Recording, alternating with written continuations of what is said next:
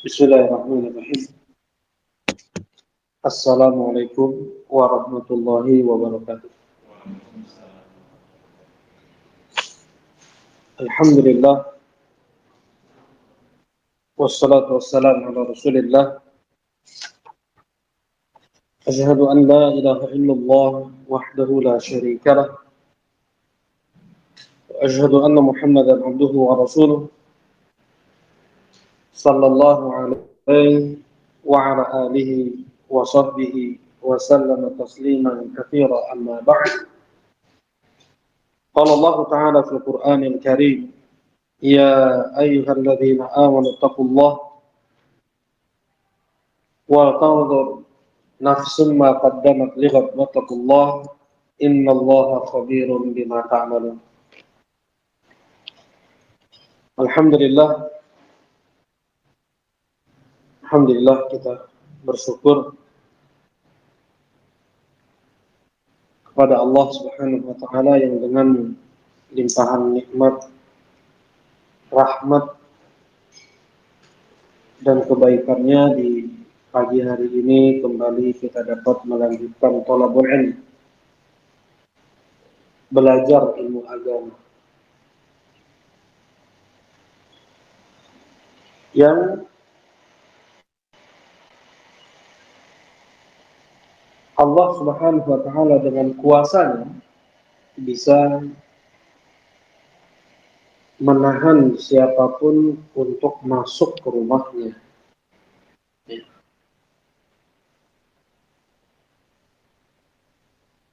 Dan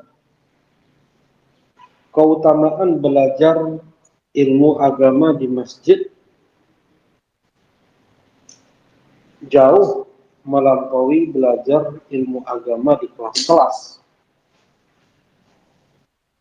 Banyak hadis yang datang tentang keutamaan belajar ilmu di masjid. Bahkan di antara sebab berkahnya ilmu para ulama dulu,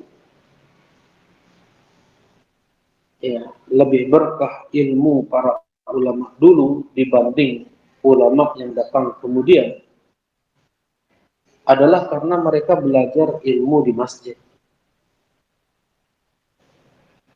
Nah, sebagaimana terucap oleh sebagian mereka, talabnal ilma bil masjid wa talabtul ilm bil fusul wa laysa dzakaru kal unthى.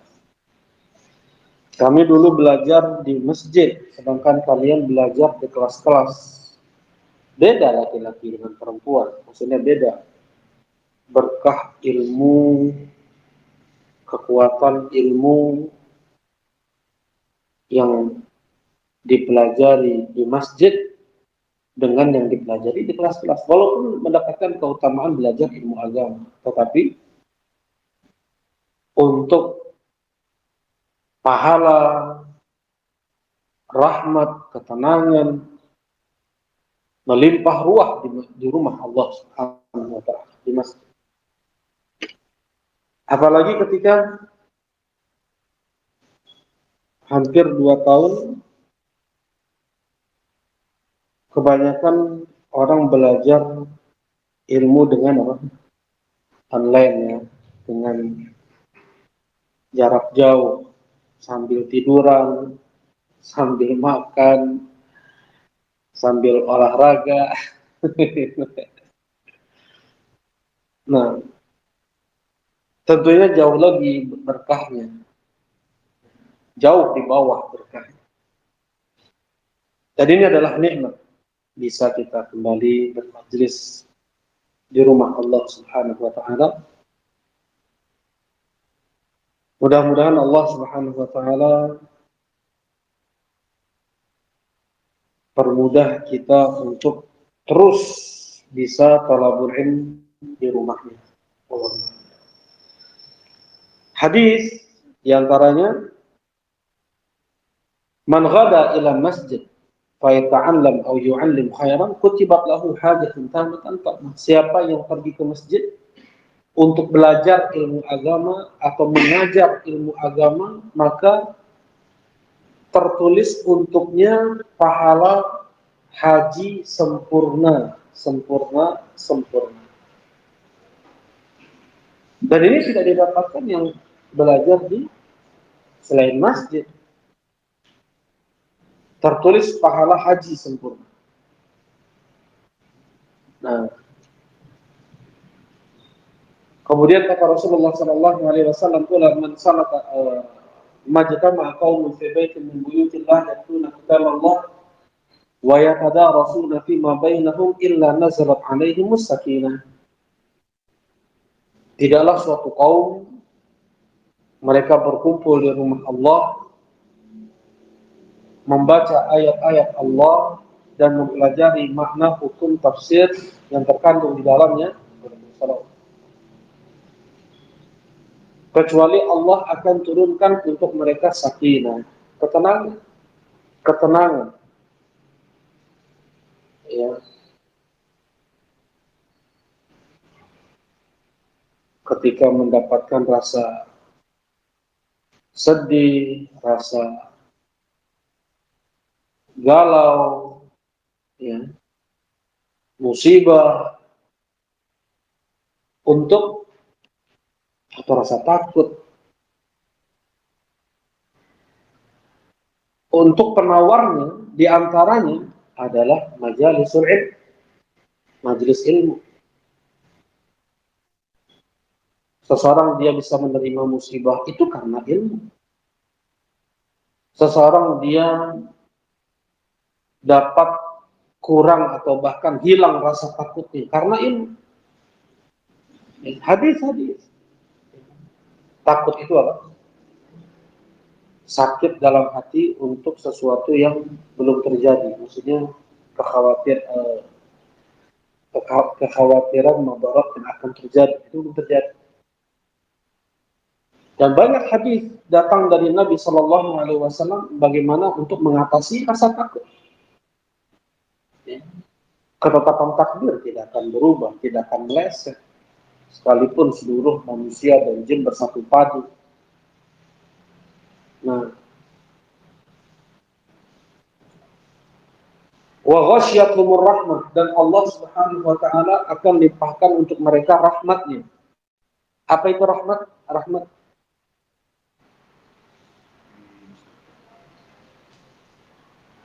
Rahmat Allah.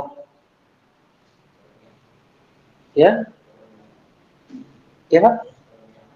Karunia Allah. Rahmat Allah, kasih sayang Allah. Maksudnya apa itu? Kenikmatan. Berupa ampunan untuk dosa-dosa yang telah lalu dan penjagaan untuk yang akan datang. Ini rahmat Allah. Ampunan. Jadi Allah akan ampuni dosa-dosanya yang telah lalu. Dan Allah akan jaga dia untuk yang akan datang. Allah akan persulit dia untuk bermaksiat. Allah akan permudah dia untuk beribadah. Ini disebutkan oleh para ulama makna dari rahmat Allah Subhanahu wa taala. Ya, terangnya Syekh Muhammad Ibn Shalih Al-Utsaimin, kemudian Abdurrahman bin Qasim dan yang lainnya. Ampunan, ya, duduk di majelis ilmu di masjid dijanjikan ampunan oleh Allah dan dijanjikan penjagaan oleh Allah Subhanahu wa taala. Wa haffathumul malaikah, dan para malaikat menaungi mereka dengan sayap-sayapnya. Wa dzakarahumullahu fi man indah, dan Allah sebut nama-nama mereka di hadapan para malaikat-malaikatnya. Yang ilmu agama bukan hanya diperlukan saja oleh muslim biasa. Bahkan para nabi, mereka sangat membutuhkan ilmu. Setingkat nabi. Jadi kalau setingkat nabi saja butuh ilmu, apalagi kita manusia biasa. Allah Subhanahu wa taala perintahkan kepada Nabi Muhammad SAW untuk berdoa. Wa qul Rabbi zidni ilma. Ya, Allah tidak perintahkan kepada Nabi Muhammad untuk ya Rabbi zidni mala, Rabbi zidni ahla, Rabbi zidni aulada. Ya Allah, tambahkanlah untukku istri, anak, harta. Enggak. Rabbi zidni ilma. Ya Allah, tambahkanlah untukku ilmu. Ini setingkat Nabi. Setingkat Nabi. Ya. Bahkan Nabi terbaik, pemimpin para Nabi, imam para Nabi. Bahkan Nabi Musa alaihi salatu wassalam diperintahkan oleh Allah untuk belajar ke Nabi Khidir. Belajar ke Nabi Khidir, rihlah. Safar ya, safar. Yang beliau berhari-hari berjalan kaki untuk mencari guru Nabi Khidir. Di surat apa itu, Pak? Di surat Al-Kahfi. Di surat Al-Kahfi ya, dan ditafsirkan oleh Rasulullah SAW dalam hadis panjang di Sahih Bukhari. Bagaimana perintah dari Allah, "Iti 'abdana Khadir fa innahu anani." Datangi hambaku Khadir, dia lebih berilmu daripada. Ya. Dan Rasulullah SAW kemudian setelah menyebutkan kisah Nabi Musa dan Nabi Khidir, apa kata Rasulullah SAW di akhirnya? Wadirna anna Musa sabar. Andaikan saja Nabi Musa lebih bisa bersabar lagi. Tentunya ilmu yang didapat lebih dari 3. Ya, kan cuma 3 yang didapat dari Nabi Khidir. Andaikan Nabi Musa bersabar. Ya, itu kata Rasulullah SAW. Perlu sabar dalam belajar ilmu agama. Banyak tantangan. Ya. Jabir bin Abdullah radhiyallahu taala anhu, hanya untuk satu hadis beliau melakukan safar 1 bulan perjalanan ke Syam dari Madinah. 1 bulan perjalanan berangkat, 1 bulan lagi pulang, hanya untuk satu hadis Nabi Shallallahu Alaihi Wasallam. Berapa biaya yang diperlukan untuk safar sebulan? Kemudian biaya yang ditinggalkan untuk keluarga. Berapa coba ya kekuatan atau persiapan yang diperlukan untuk bisa safar 1 bulan hanya untuk satu hadis. Sudah dengar satu hadis balik lagi ya. Dan di sini kita melihat bagaimana mereka para sahabat lebih hebat atau lebih mereka ini afdal daripada manusia setelah mereka, karena mereka seperti ini. Bahkan mereka tinggalkan ibu mereka, mereka tinggalkan anak mereka, mereka tinggalkan kampung mereka, mereka tinggalkan rumah mewah mereka di Makkah ke Madinah, hijrah. Mereka hijrah. Tidak ada Islam tanpa ilmu. Islam dengan ilmu, tauhid dengan ilmu, takwa dengan ilmu, ya, iman dengan ilmu. Bahkan surga Allah bisa dimasuki dengan ilmu, dan neraka untuk yang jahil. Apa kata penghuni neraka? "Lau kunna nasma'u naqilu ma kunna min ashabis, ma kunna fi ashabis sa'id." Andaikan kami dulu mau berpikir, andaikan kami dulu mau mendengar, kami gak akan jadi penghuni neraka. Wala takunanna minal jahilin, kata Allah Subhanahu wa taala, jangan engkau menjadi orang yang jahil. Ya. Karena setiap keburukan dan tempat-tempat yang buruk itu semua dari orang yang tidak tahu, dari orang yang jahil. Dan semua kebaikan-kebaikan, bahkan tempat yang baik itu surga adalah untuk orang yang berilmu. Allah Subhanahu wa taala mengatakan, "Hal yastawi alladziina ya'lamuuna wal ladziina laa ya'lamuun?" Apakah sama orang yang berilmu dengan orang yang tidak berilmu? Enggak butuh jawaban. Enggak butuh jawaban. Orang bodoh saja tidak mau dikatakan bodoh karena memang bodoh itu adalah tercela. Ya. Enggak mau orang bodoh dibilang bodoh karena bodoh itu jelek. Baik. Dan ilmu yang dimaksud adalah ilmu syariat, tentunya ya. Ilmu Al-Quran dan Sunnah, ilmu agama, ilmu yang dibawa oleh Rasulullah Sallallahu Alaihi Wasallam, bukan ilmu dunia. Nah, dan belajar ilmu agama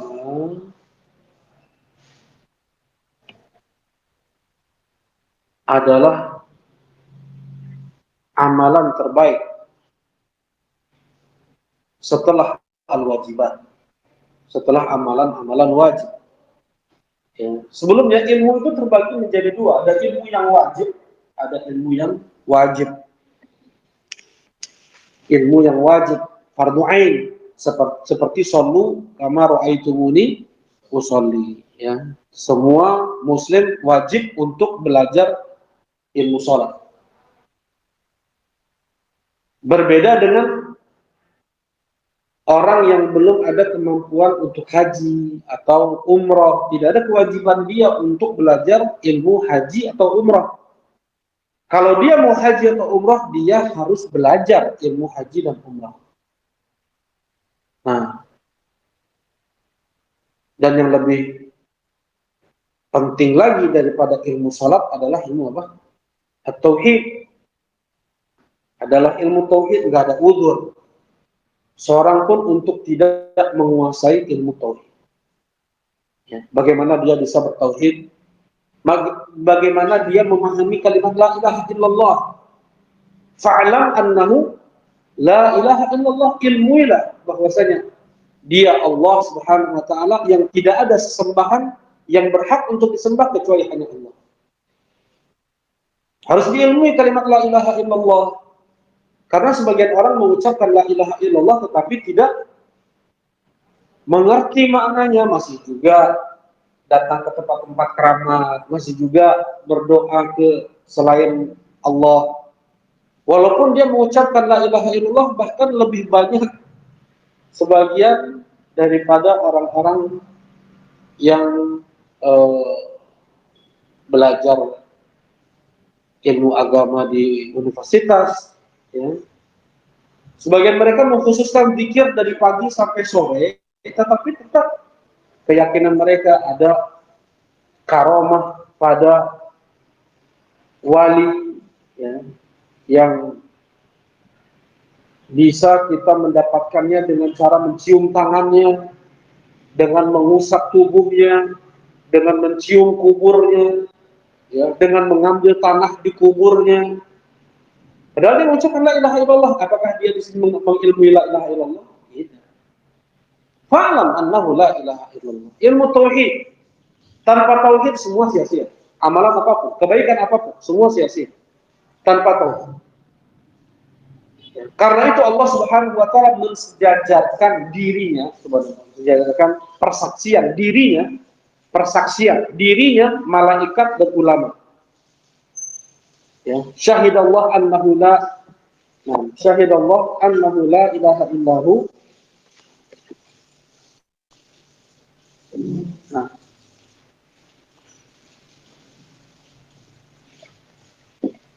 wal malaikatu wa ulul ilmi qa'iman bil qist. Allah bersaksi. Coba Allah menyetarakan persaksiannya.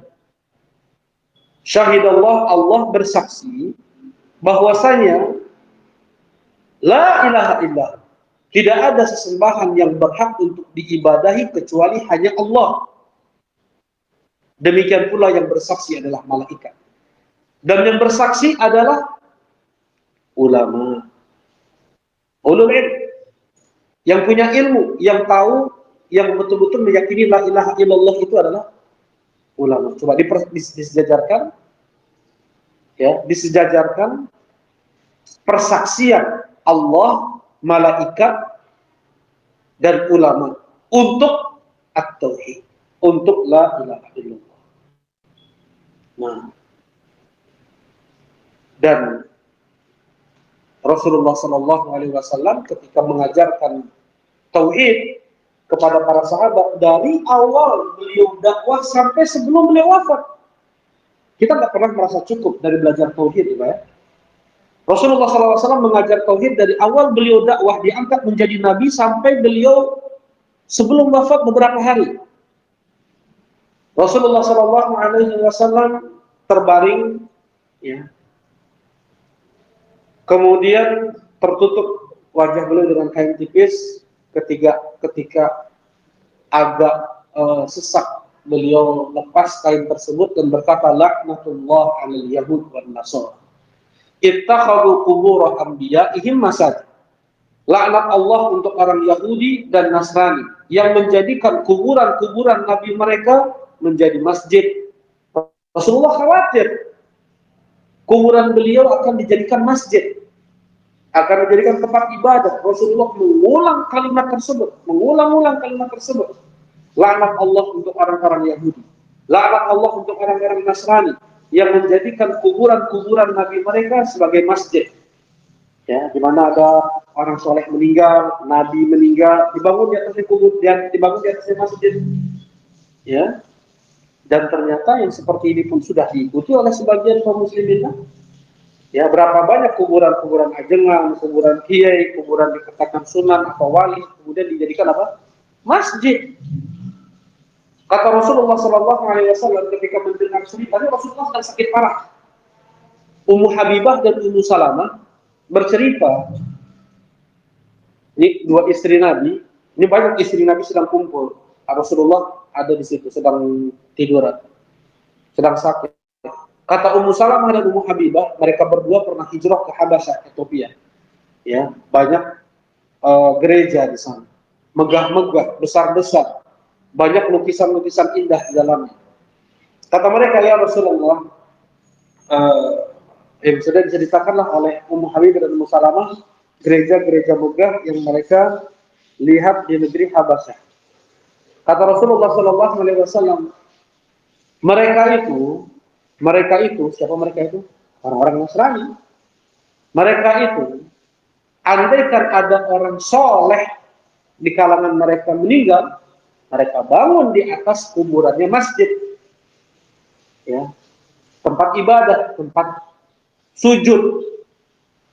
Mereka adalah seburuk-buruk makhluk di sisi Allah Subhanahu wa taala. Sebelumnya Rasulullah sebut, kemudian mereka lukis gambar-gambar wali tersebut, gambar-gambar orang saleh tersebut di dalam masjid. Mereka adalah seburuk-buruk makhluk di sisi Allah Subhanahu wa taala. Ya. Nah, jadi ada ilmu yang itu hukumnya fardhu ain. Banyak. Seperti ilmu bagaimana berbakti kepada orang tua. Jangan sebagian orang menyangka sudah berbakti kepada orang tua, padahal caranya berbakti kepada orang tua itu salah di dalam Islam. Ya. Berbakti kepada orang tua pun harus dengan ilmu agama. Ya. Tidak berbakti kepada orang tua itu adalah menggembirakan hati mereka saja tanpa didasari dengan ilmu syariat. Ya. Yang padahal itu menyelisih syariat. Kan banyak orang mau membahagiakan orang tuanya dengan membelikan barang lah, yang itu menyelisih syariat. Ya, orang tuanya suka musik, dikasih piano, ya, misalnya bakti sama orang tua, misalnya. Orang tuanya suka ke tempat-tempat keramat, difasilitasi, atau bahkan dibelikan benda-benda pusaka. Ya, niatannya berbakti kepada orang tua. Jadi yang seperti itu saja harus dengan ilmu. Berbakti pada orang tua harus dengan ilmu. Kata Allah Subhanahu wa taala, "Qu anfusakum wa ahlikum nar." Pun gitu juga. Mendidik anak istri dengan ilmu, tidak membahagiakan mereka dengan kemaksiatan. Dan kita baru tahu ini maksiat, ini ketaatan hanya dengan ilmu. Nggak bisa seseorang bisa membedakan mana yang baik, mana yang benar kecuali dengan ilmu. Tidak bisa seseorang tahu bagaimana dia beribadah kepada Allah kecuali dengan ilmu. Tidak bisa seseorang meraih dia ketakwaan kecuali dengan ilmu. Dan kemuliaan di sisi Allah Subhanahu wa taala adalah ketakwaan kan gitu. Inna akramakum indallahi atqakum. Yang paling mulia di antara kalian di sisi Allah adalah yang paling bertakwanya di antara kalian. Dan surga hanya Allah persiapkan untuk orang yang bertakwa. Surga hanya Allah persiapkan untuk mereka yang beriman. Surga Allah persiapkan untuk orang yang beramal saleh. Kan seperti itu berulang kali Allah Subhanahu wa taala menyebutkan dalam Al-Qur'an. Allah hanya menerima amal dari orang yang bertakwa. Tidak bisa diraih ketakwaan, tidak bisa diraih keimanan yang benar, tidak bisa diraih amal saleh kecuali hanya dengan ilmu. Ya. Ilmu yang menuntun seseorang untuk dia bisa bertakwa, ilmu yang menuntun seseorang untuk bisa dia beriman dengan iman yang benar. Orang kan ada juga imannya ya Pak ya, datang ke kuburan Nabi berdoa ke Nabi Muhammad SAW, mengimani bahwasanya Nabi Muhammad bisa mengampuni dosanya, ya, berdoa kepada Nabi untuk memberi syafaat, minta syafaat kepada Nabi. Ini iman yang keliru. Jadi iman itu ada iman yang benar, ada iman yang salah. Ya. Orang-orang ahlul kitab mereka punya iman. Orang ahlul kitab mereka punya iman kan? Iman Nabi Isa itu adalah anak Allah. Mereka iman bahwasanya Nabi Isa itu adalah putra huwallah, dia adalah Allah, dia adalah anak Allah, dia adalah salah satu di antara yang tiga. Iman yang keliru. Ya. Nah, untuk mendapatkan iman yang benar harus dengan ilmu agama. Tidak akan lepas. Ya, karena itu ilmu itu sangat dibutuhkan daripada nafas, bukan hanya dari makan dan minum saja. Ya, sebagian ulama mengatakan ilmu lebih kita butuhkan daripada makan dan minum, kan gitu. Ada lagi sebagian ulama lain mengatakan ilmu lebih kita butuhkan bahkan dari nafas. Ya, dari nafas. Setiap nafas hidup kita harus disertai dengan ilmu. Jangan sampai kita jatuh ya pada yang dimurkai oleh Allah Subhanahu wa taala. Yang kedua, dari hukum ilmu tadi ada ilmu yang hukumnya fardu ain kan? Nah, yang kedua adalah ada ilmu yang hukumnya fardu kifayah. Ya, ada ilmu yang hukumnya itu sunnah. Nah, fardu kifayah ini ya yang apabila seseorang dia sudah atau dalam satu keluarga atau dalam satu kampung ada yang mewakilkan untuk belajar, maka tergugurkan kewajiban itu untuk yang lainnya. Nah, untuk hukum ilmu yang sunnah saja, yang paling bawah, hukum ilmu yang itu sunnah saja, ya, pahalanya melebihi jihad. Melebihi jihad.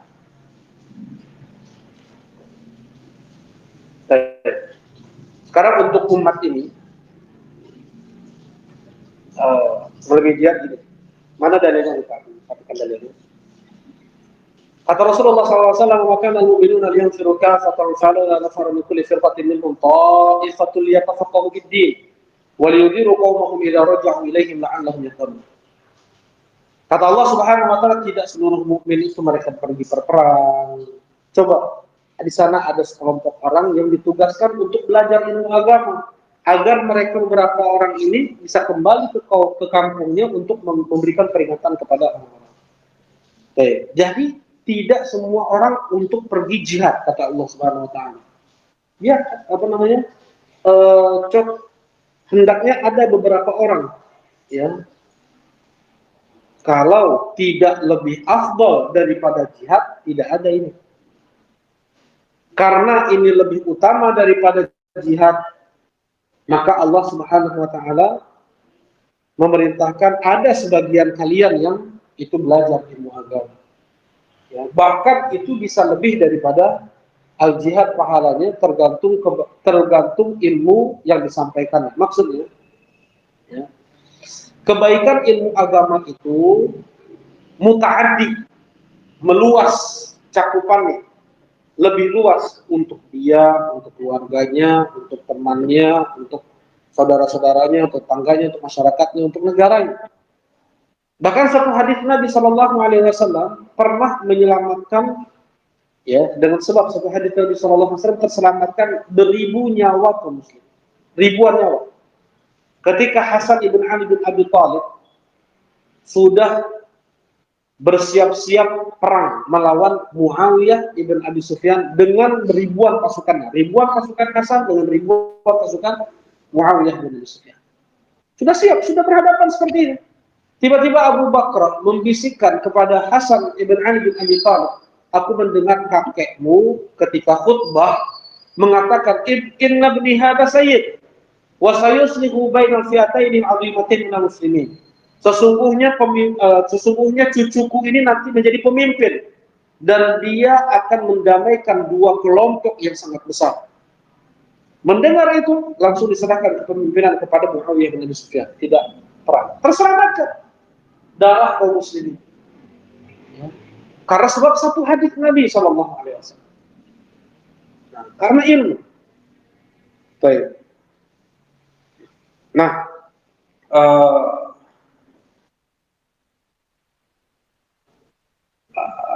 kebaikan atau cakupan kebaikan ilmu agama itu bukan untuk pribadi si alim ini, ya, tetapi luas untuk yang lainnya juga. Karena itu, ya, ilmu lebih afdol daripada jihad. Belum lagi seseorang yang dia berilmu menyampaikan ilmunya, mandalla ala khair falahu ajr man amila biha. Siapa yang menyampaikan ilmu maka untuknya pahala orang yang mengamalkan ilmu yang disampaikan tersebut, tidak berkurang sedikit pun. Ya. Nah, karena itu orang yang paling banyak pahalanya siapa? Orang yang paling banyak pahalanya adalah Nabi Muhammad Sallallahu Alaihi Wasallam. Karena sebab beliaulah kita mendapatkan ilmu, dan semua kaum muslimin yang beramal kembali pahalanya ke siapa? Rasulullah SAW. Karena Rasulullah SAW yang menyampaikan ilmu agama. Rasulullah SAW menyampaikan ilmu agama. Semua sahabat, tabi'in, dan sampai nanti akhir manusia yang mengamalkan amalan apapun atau yang meyakini ilmu apapun. Jadi gini, semakin kita belajar ilmu agama, banyak perbendaharaan ilmu kita itu menetap tuh. Ya. Kita yakini terus, detik-detik menetapnya ilmu tersebut berpahala. Itulah ibadah. Apa itu ibadah? Ibadah adalah semua yang Allah cintai, semua yang Allah ridhoi, baik itu ucapan atau perbuatan hati atau zahir. Apa ucapan hati? I'tiqadatuh, keyakinannya. Semakin banyak yang kita yakini tentang halal dan haram, tentang hak dan batil, tentang tauhid dan syirik, tentang sunnah dan bid'ah. Semua ini, dan itu kan nggak berpindah-pindah, terus ada terus. Ya. Detik-detik itu kita beribadah kepada Allah Subhanahu wa taala. Ya. Nah, baik, kembali tadi. Sebuah yang beramal kembali pahalanya kepada Rasulullah Sallallahu Alaihi Wasallam. Ya. Dan orang yang beramal setelah para sahabat kembalinya juga kepada para sahabat. Ya, karena mereka yang menyampaikan dari Rasulullah SAW tentang ilmu agama.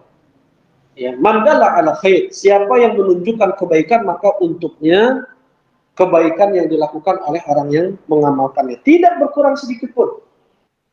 Ya. Bahkan Abdullah ibn Mubarak ketika beliau ditanya, ya Abdullah, andaikan engkau besok mati, apa yang kau lakukan hari ini? Nasrul ilm. Apa yang kau lakukan hari ini? Aku akan menyampaikan ilmu. Ya, mudah-mudahan ilmu tersebut ada yang mengamalkan sampai aku mati, terus mengalir pahala tersebut. Kita tahu ada 3 amalan yang apabila seseorang sudah wafat terus mengalir amalan pahala dari amalan tersebut. Apa saja itu, Pak?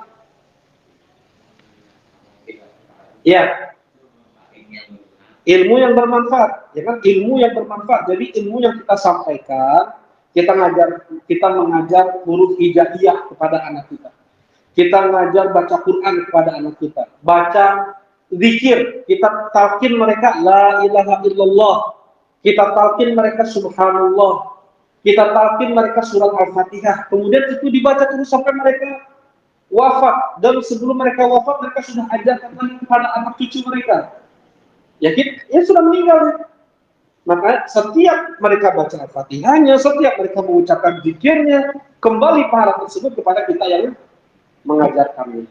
Belum lagi kalau mengajarkan akhlak, belum lagi ketika dia mengajarkan akidah, mengajarkan muamalah yang baik, mengajarkan ibadah, salat Rasulullah seperti apa salat Rasulullah SAW. Yang pertama, yang kedua, doa anak yang soleh. Doa anak yang soleh. Bisa anak yang soleh dididik tanpa ilmu. Bisa anak jadi soleh dididik tanpa ilmu.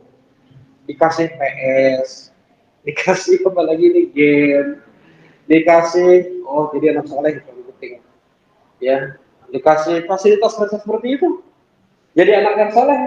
Jadi gimana? Usaha dari orang tua mendidik si anak agar dia menjadi hamba Allah yang sesungguhnya. Soleh itu apa sih, Pak? Soleh itu adalah menunaikan hak Allah dan hak makhluk. Soleh itu, kapan seseorang dikatakan soleh? Kalau dia sudah bisa menunaikan hak Allah dan hak makhluk. Hak Allah apa saja? Hak makhluk apa saja? Nggak bisa itu diketahui kecuali hanya dengan ilmu.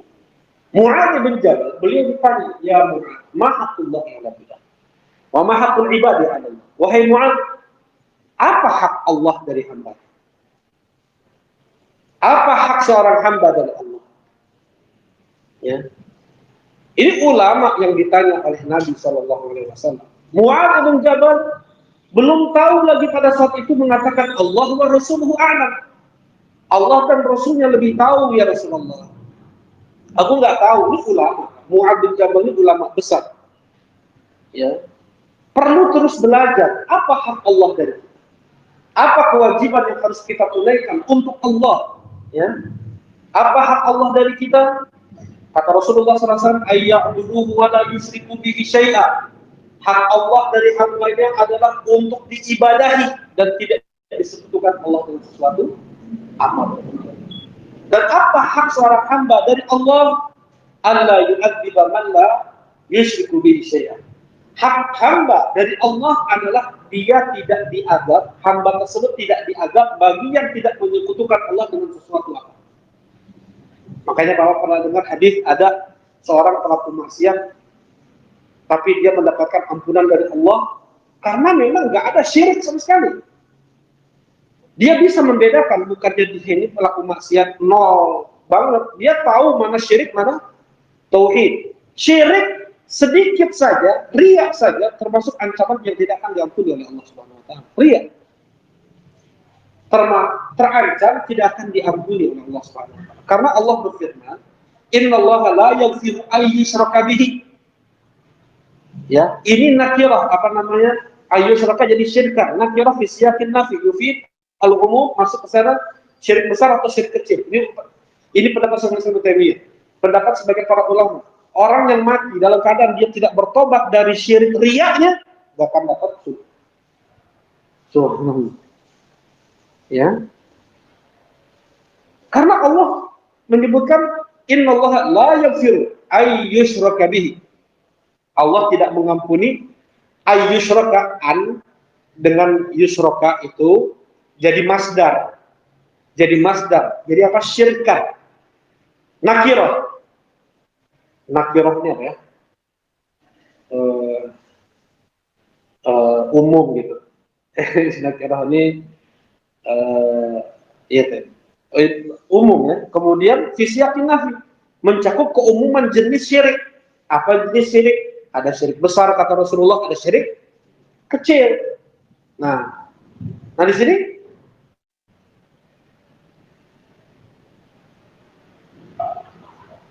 Kalau seseorang tidak mengilmui, dia nggak akan bertobat dari syirik kecilnya. Tapi kalau dia riak, dia lawan, dia perangi, ya. Nah tadi, tadi yang pertama tadi kan, Inna Allah la yaghfiru an yushraka bihi wa yaghfiru ma duna dzalika liman yasha. Sesungguhnya Allah tidak mengampuni dosa syirik, Allah mengampuni dosa yang di bawah syirik. Baik. Nah, Mu'adz ibn Jabal ketika beliau tadi orang yang pelaku maksiat tadi, dia mendapatkan ampunan dari Allah karena dia tidak syirik. Dia melakukan maksiat betul, tapi dia tidak syirik. Ya. Nah, kata Rasulullah SAW, hak Allah dari hambanya adalah untuk diibadahi dan tidak disekutukan Allah dan Rasulullah. Hak hamba dari Allah tidak diazab kalau dia tidak menyekutukan Allah dengan sesuatu apapun. Belum lagi hak orang tua, hak pemerintah, hak tetangga, hak anak, hak istri, barulah dikatakan anak yang soleh, kan gitu. Kalau seseorang sudah bisa menunaikan hak Allah dan hak makhluk, maka dia soleh. Siapa yang membimbing anak tersebut agar tahu hak Allah dan hak makhluk dan bisa mengamalkan, bisa menunaikan hak Allah dan hak orang tuanya. Jadi payah orang tuanya. Berdoa anak itu, sudah mati dia, berdoa anak itu, terus pahala mengalir. Gitu maksudnya. Memang karena jerih payah orang tuanya juga. Ya, kemudian yang ketiga apa? Oh, sedekah jariah. Sedekah jariah, ya sedekah jariah seperti ya masjid dimanfaatkan oleh Islam kaum muslimin, wakaf Quran, wakaf genteng, jendela yang seperti itu. Ini mengalir terus pahalanya. Ya, walaupun mungkin suatu saat tidak dimanfaatkan lagi. Kan banyak dulu di Masjidil Haram kan sudah berubah-berubah untuk Masjidil Haram. Ya, wakaf. Dulu banyak sahabat yang mewakafkan rumah mereka, tempat mereka. Abbas dulu, rumah Abbas di Masjid Nabawi. Di Masjid Nabawi. Umar bin Khattab minta rumah Abbas. Ya, Abbas itu untuk Allah, bukan untuk pribadi kaum muslimin, untuk Allah, kasihlah rumahmu. Gitu. Enggak, itu rumah saya. Kata Abbas, ya udah kita berhukum kepada hakim. Datang hakim ini mengatakan, ya Amirul Mukminin, wahai Amirul Mukminin, seorang muslim dia memiliki hartanya. Tidak boleh harta tersebut berpindah kepada yang lain kecuali dengan kelapangan hatinya. Ya. Hak Abbas untuk tidak memberikan rumahnya untuk kaum muslimin, salah. Maksudnya ya sudah, ini Amirul Mukminin berhukum kepada bawahannya, kepada hakim. Ya, ketika Amirul Mukminin mau ke qadhi, suruh kata Abbas, suruh panggil qadhinya ke kita. Enggak, kita yang ke sana. Ya. Kita yang butuh hukum dia, kita yang ke sana. Sebelum menghukumi pun Umar bin Khattab mengingatkan, jangan panggil Amirul Mukminin. Jangan panggil saya Amirul Mukminin. Jangan utamakan saya daripada yang lain ketika saya berhukum kepada. Nah, kemudian apa? Abbas setelah mendengar hukum itu dan Umar pun dulu, Abbas malah, ya Amirul Mukminin, saya relakan rumah ini untuk kaum muslimin. Subhanallah. Ini wakaf, ya, wakaf. Walaupun sudah tidak ada, karena mungkin ya rayap, bisa jadi gempa atau apapun, tetap mengalir pahala tersebut. Nah, banyak lagi tentang keutamaan ilmu, ya, yang Allah Subhanahu wa taala mengangkat derajat seseorang dengan ilmu yang ada padanya. Yarfa'illahu alladziina aamanu minkum walladziina utul ilma darajat. Islam tidak melihat kasta, Islam tidak melihat bahasa, Islam tidak melihat ras, warna kulit, apapun, ya, pendidikan, ekonomi, enggak. Inna akramakum indallahi atqakum. Sampai yang sempat menjadi wakil gubernur untuk Quraisy. Quraisy itu adalah kasta Arab yang paling tinggi. Ya, kasta Arab yang paling tinggi adalah Quraisy, dan mereka orang-orang Arab di Jazirah Arab melihat kalau Quraisy sudah melakukan sesuatu, kita ikut. Ketika Quraisy masuk Islam, mereka masuk Islam. Sebelum Quraisy masuk Islam, mereka masih kafir. Tapi ketika Quraisy masuk Islam, mereka masuk Islam. Yang sempat menjadi wakil gubernurnya adalah seorang budak. Seorang budak. Marah Umar bin Khattab, kenapa engkau jadikan seorang budak menjadi wakilmu di Mekah untuk ahli wadi? Ahli wadi. Ahli wadi itu, jadi Mekah itu lembah kayak ini, kayak Bandung. Mekah itu kayak Bandung, dikelilingi dengan bukit-bukit, dikelilingi dengan gunung-gunung. Ya. Kenapa kau jadikan budak untuk memimpin ahli wadi? Seorang Quraisy, kata gubernur ini, karena dia yang paling berilmu di antara kami tentang kitabullah. Karena dia yang paling berilmu kitabullah, Al-Quran. Kata Umar bin Khattab, sadaq Rasulullah SAW. Benar. Apa yang dikatakan oleh Rasulullah SAW, Inna Allah yarfa'u bihadzal kitab aqwaman wa yad'u bihi akharin. Sesungguhnya Allah Subhanahu wa taala mengangkat dengan Al-Quran ini sebagian kaum, yang Allah hinakan sebagian yang lain dengan Al-Quran ini pula. Siapa yang menunaikan hak Quran, coba ya, hari di mana istri kita nggak mau dekat kita, anak kita nggak mau dekat kita pun nggak mau juga dekat dengan mereka. Orang tua kita nggak mau dekat dengan kita pun nggak mau juga dekat dengan mereka. Yauma yafirrul mar'u min akhi wa ummihi wa abi wa sahibatihi wa bani. Lari semua itu dari kita, dan kita pun lari juga dari mereka. Siapa yang bersama kita? Siapa yang mengawal kita? Al-Quran Karim. Iqra'ul Quran fa innahu ya'ti yaumil qiyamati syafi'an ashabi. Baca oleh kalian Quran karena Al-Quran itu sebagai pembela kalian nanti di hari kiamat. Nah, siapa yang menunaikan hak Al-Quran, dia akan menjadi pembela setia untuk dia di hari kiamat nanti. Apa hak Al-Quran? Dibaca, ditadaburi, dihafal, diamalkan, didakwahkan. Al-Quran dibeli bukan untuk dipajang, bukan untuk dijadikan perhiasan, bukan untuk ditaruh pirak, untuk dibaca, ditadaburi, dihafal, diamalkan, dan didakwahkan. Siapa yang mengamalkan ini, Allah akan angkat dia. Ini sudah janji dari Allah Subhanahu wa taala. Dan siapa yang tidak memberikan hak Al-Quran, Allah hinakan orang tersebut karena sebab Al-Quran itu. Ini pula. Tidak dibaca, tidak ditadaburi, tidak dihafal, tidak diamalkan, tidak dilakukan, Allah hinakan mereka. Nah, inilah keutamaan ilmu, keutamaan belajar ilmu agama. Dan tidak ada yang pernah merasa cukup dari belajar ilmu agama. Tadi kembali, Nabi pun disuruh terus baca Rabbi zidni ilma. Ya, Rabbi zidni ilma. Ini yang kita baca juga. Boleh sebelum salam. Sebelum salam kita baca Rabbi zidni ilma. Jangan baca ketika kita sujud. Ya, jangan baca ketika karena ini ada Al-Qur'an, ya, lebih selamat, lebih baik kalau kita baca doa-doa yang ada dalam Al-Qur'an itu sebelum salam, ya Pak ya. Oke. Nah, banyak lagi ya tentang keutamaan ilmu agama, ya, tanda kebaikan yang Allah inginkan kepada seseorang adalah dengan ilmu agama yang dimilikinya. Semakin luas dalam ilmu agamanya, semakin besar kebaikan yang Allah inginkan kepadanya. Semakin sedikit, tidak ada sama sekali, tidak ada.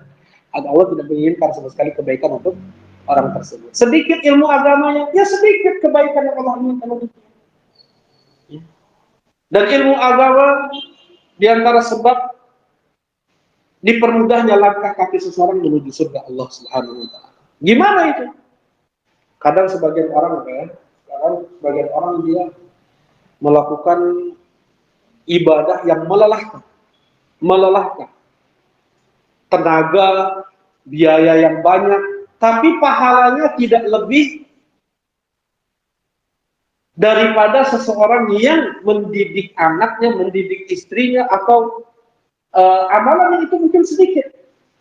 Tahunya bagaimana? Dengan belajar ilmu agama. Terkadang amalan yang besar amalan yang besar karena itu keliru, karena itu salah, tidak ada tuntunan dari Nabi SAW, tidak bermanfaat. Ya.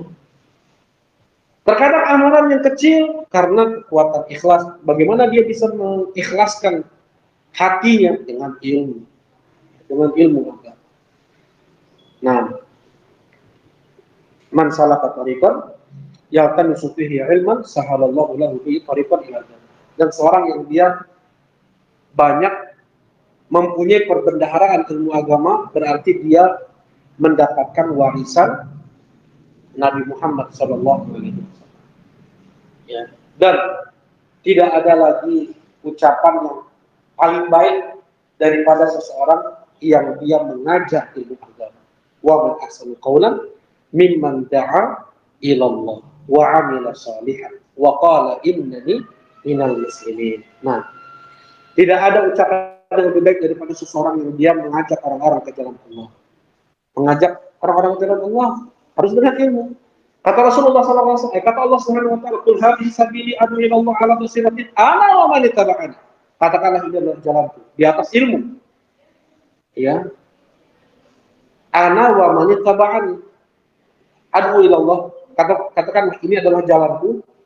Ya, ini adalah jalanku, Islam ini adalah jalanku.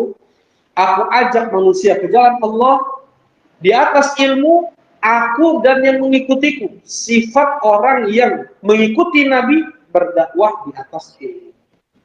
Ya, dakwah kan nggak mesti harus di mimbar ya, Pak ya.